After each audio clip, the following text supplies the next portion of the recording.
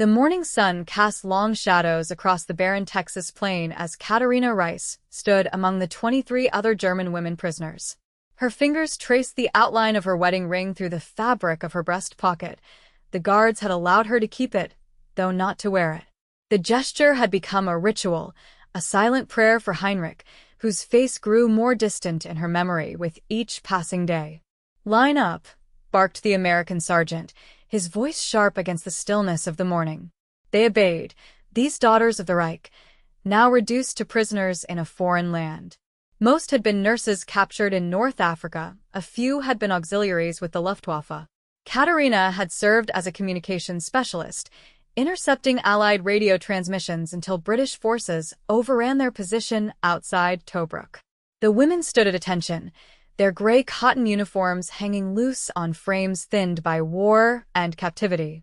They'd been transported from New York to this desolate outpost in northwest Texas just yesterday. Camp Dalhart, they called it. The journey had been long, the women packed into train cars, watching the American landscape unfold before them like a strange dream. "You are prisoners of war," the sergeant continued, pacing before them. "But you are not here to be punished. You will work, and you will follow orders. In return, you'll be treated according to the Geneva Convention." Katharina translated quietly for the woman beside her, whose English was poor.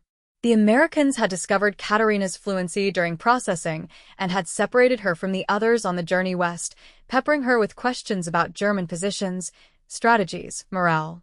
She had given them nothing but her name, rank, and serial number. "These men," the sergeant gestured to 3 figures approaching on horseback, "will be supervising your work detail." The riders approached, silhouettes against the rising sun. Cowboys, Katharina realized with a start. Not soldiers, but civilians in wide-brimmed hats and leather boots. The lead rider dismounted with practiced ease, his spurs jingling as he approached the sergeant.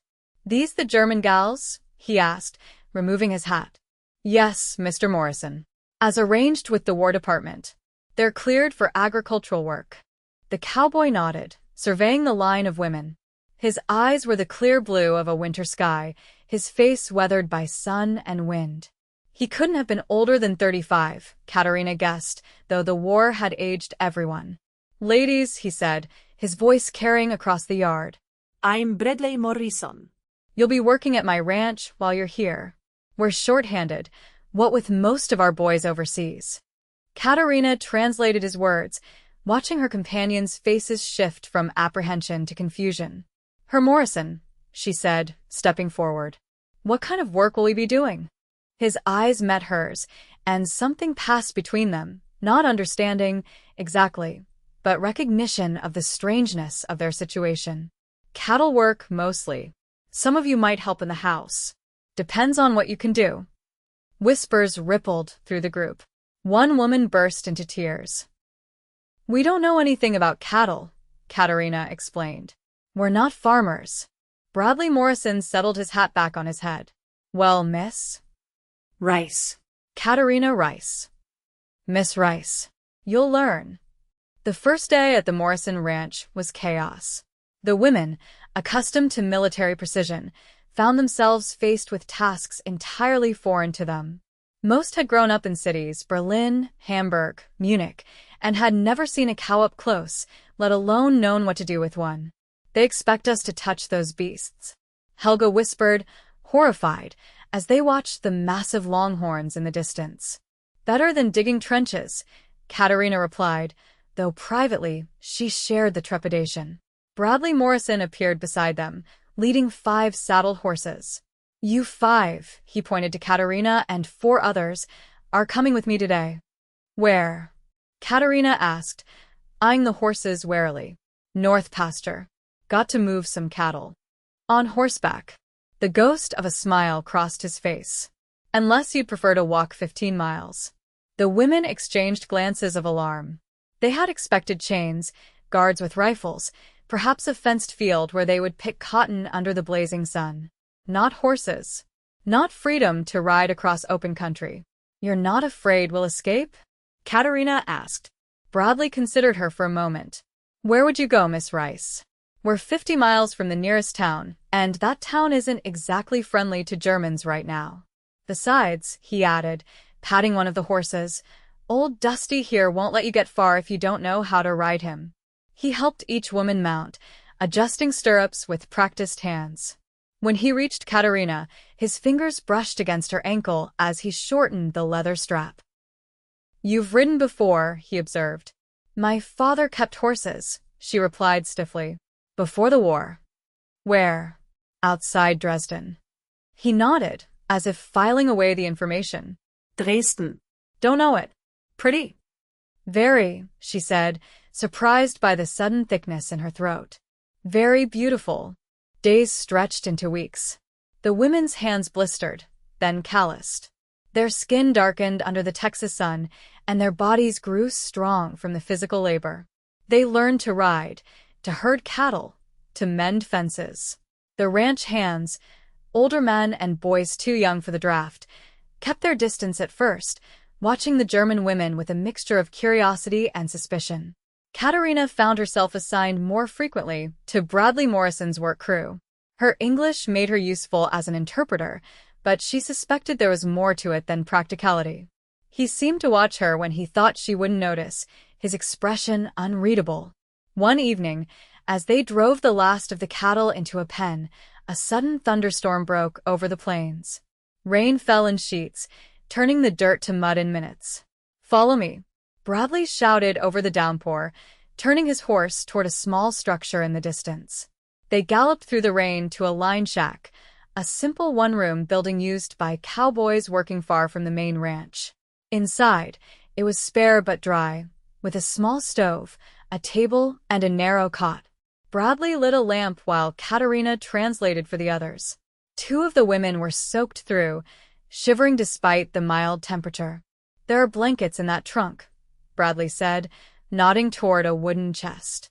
"And dry clothes. They'll be too big, but better than what you've got on." The women changed hurriedly, modesty forgotten in the face of practical need. Katerina, less wet than the others, waited until last. When she finally peeled off her damp shirt, she felt eyes on her back and turned to find Bradley watching her. He looked away immediately, focusing intently on stoking the small fire in the stove. "Sorry," he muttered. "Didn't mean to. It's all right." She pulled a flannel shirt over her head. It smelled of cedar and tobacco, hanging nearly to her knees. The storm showed no signs of abating. Bradley heated coffee on the stove, passing tin cups to each woman.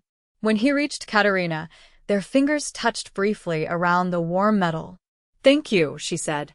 "For the clothes, the shelter." He shrugged. "Can't have you catching pneumonia." "Who'd translate for me?" The hint of a smile softened his features, and Katerina found herself smiling back, an unfamiliar sensation after months of captivity. "You know," he said, lowering his voice so the others couldn't hear, "you're not what I expected." "What did you expect?" "I don't know. Nazis, I guess. Fanatics." Katerina stiffened. "Not all Germans are Nazis, Mr. Morrison." "Bradley," he corrected gently. "And I'm figuring that out." Rain drummed on the tin roof, creating a cocoon of sound around them. The other women had huddled together on the cot, speaking softly in German. "Your husband," Bradley said suddenly, nodding toward the outline of her ring in her pocket. "He's a soldier?" The question caught her off guard. Yes. "Wehrmacht. Eastern Front. Have you heard from him?" She shook her head. "Not since I was captured. The Red Cross, they try to forward letters, but—" Her voice trailed off. Bradley stared into his coffee. "My brother's in the Pacific. Haven't heard in 3 months." The simple admission created a bridge between them, two people with loved ones swallowed by the same vast conflict, standing on opposite sides of an arbitrary line.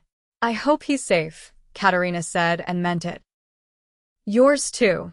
Summer gave way to fall. The work continued, though its nature changed with the seasons. The women were integrated more fully into ranch operations now, their presence no longer a novelty, but a necessity. Letters began to arrive from Germany, censored heavily, but precious nonetheless. Katerina received 3 from her parents, but none from Heinrich. She found herself looking for Bradley each morning, a flutter of anticipation in her chest when he appeared. Their conversations, once limited to work instructions, had evolved into something deeper. He told her about growing up on the ranch, about his dreams of modernizing it after the war. She shared stories of Dresden, of studying languages at university, of the life she'd planned before everything changed. They were careful never to discuss politics or the progress of the war, though news reached them through the ranch hands and the occasional newspaper. The Allied invasion of Normandy. The liberation of Paris. The German retreat on all fronts. One crisp November afternoon, Katerina was mending a saddle in the tack room when Bradley entered, closing the door behind him. "Got something for you," he said, reaching into his pocket. He withdrew a small, dog-eared book. "Found it in town. Thought you might like it." It was a volume of Rilke's poetry in German. Katerina ran her fingers over the cover, tears springing to her eyes unexpectedly. "How did you know?" "You mentioned him once. Said he was your favorite." The thoughtfulness of the gesture overwhelmed her. Without thinking, she stepped forward and kissed him lightly on the cheek. "Thank you." He caught her hand as she pulled away, his fingers warm against hers. For a long moment, they stood frozen, the air between them charged with unspoken feelings. "Katerina," he began, his voice rough. The door swung open. They stepped apart instantly, but not before one of the ranch hands saw them standing close together, Katerina's hand still halfway extended toward Bradley. The hand, an older man named Frank, looked between them, his expression darkening. "Boss, there's a call for you from the camp commander." Bradley nodded, his face carefully blank. "I'll be right there." After he left, Frank lingered, fixing Katerina with a hard stare. "You'd best remember what you are, miss. And what he is." "I know exactly what I am," she replied, straightening her shoulders. "A prisoner of war." "And a German," Frank added, the word like a curse on his lips. "His brother's missing in action as of last week. Presumed dead. Killed by your people." The news hit Katerina like a physical blow. Bradley's brother, the one in the Pacific. She hadn't known. "The Japanese are not my people," she said quietly. Frank spat on the ground near her feet. "You're all the same. Axis. The enemy." He left, the door slamming behind him. Katerina stood alone in the tack room, clutching the book of poetry to her chest, feeling as though a fragile dream had just shattered around her. Bradley avoided her for a week after that. He assigned her to work with other hands, away from his direct supervision. The ranch felt different, colder, more hostile. Word had spread about his brother, and several of the women reported rough treatment from the hands, though never anything that crossed into abuse. The news from Europe was increasingly grim for Germany. The Allied bombing campaign had intensified. Cities were being reduced to rubble. Katerina thought constantly of her parents in Dresden, of Heinrich somewhere in the frozen hell of the Eastern Front. And she thought of Bradley, his eyes, his hands, the way he'd listened when she spoke of home. The impossible feeling growing between them. On Thanksgiving Day, the prisoners were given the afternoon off, while the Americans celebrated their holiday. Katerina walked alone to the small creek that ran along the eastern edge of the property, seeking solitude. She sat on a flat rock, opened the book of Rilke, and began to read aloud in German, the familiar words a balm to her soul. "That's beautiful," came a voice from behind her. "Even if I don't understand a word." She turned to find Bradley standing there, hands in his pockets, uncertainty written across his features. "It's about autumn," she explained, closing the book. "About change and loss." He sat beside her on the rock, leaving a careful space between them. "I'm sorry about avoiding you. I understand. Your brother." "Missing, not dead," he interrupted. "There's still hope." She nodded, not trusting herself to speak. "My father fought in the Great War," Bradley said after a moment. "Came back different. Harder. Said the only thing that kept him human was remembering that the men on the other side were just men. Not monsters. Just men with families and hopes, same as him." He turned to face her, the late afternoon sun gilding his profile. "I keep thinking about that." About how if things were different, if I'd been born in Dresden and you in Texas, it would be me in that prisoner uniform and you on this side. But things aren't different, Katerina said softly. They are as they are. Yes. His hand found hers on the sun-warmed stone. They are as they are. When he kissed her, it felt like both a beginning and an ending, sweet and sorrowful at once.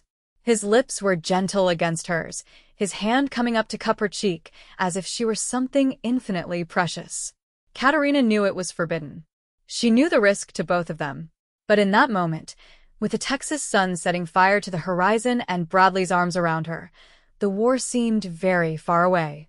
Their relationship existed in stolen moments, brief touches as they passed tools to one another, quiet conversations in the stables after the others had gone, rare kisses in the shadows of the line shack when they could arrange to be alone. Always careful, always aware of the danger.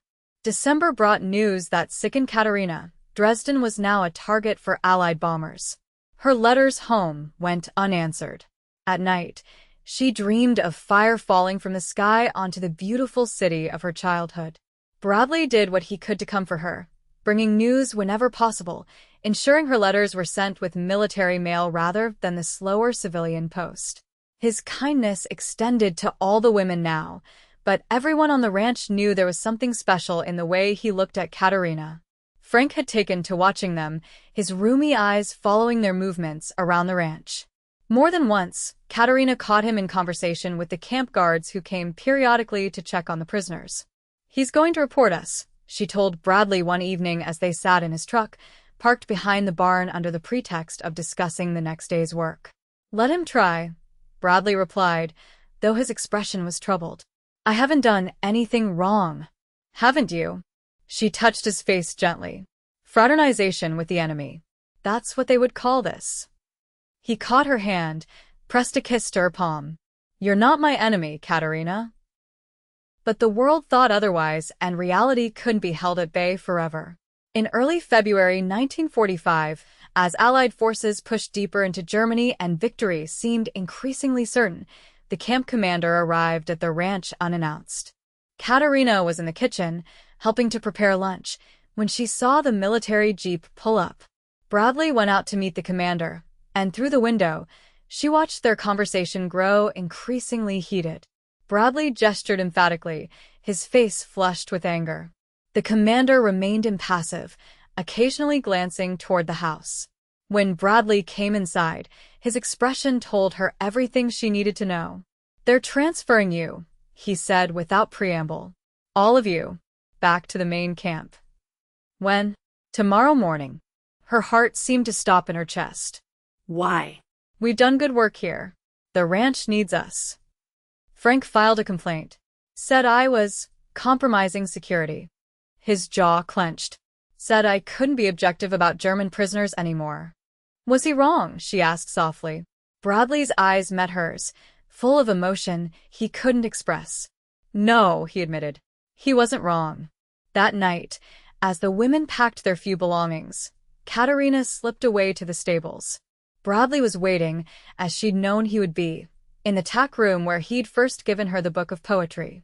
"I can't fix this," he said as soon as she entered, his voice raw with frustration. "I tried, Katerina. I called in every favor I had." "I know." She stepped into his arms, breathing in the scent of him, leather and hay, and the faint spice of his shaving soap. "It's better this way. Cleaner." "Nothing about this war is clean." She couldn't argue with that. They held each other in silence, both aware of how precious these last moments were. "When it's over," Bradley began. She placed her fingers gently over his lips. Please don't make promises neither of us can keep." He kissed her then, desperately, as if trying to memorize the feel of her. Katerina responded with equal fervor, knowing this would have to sustain her through whatever lay ahead. "Keep this," she said, pressing her wedding ring into his palm.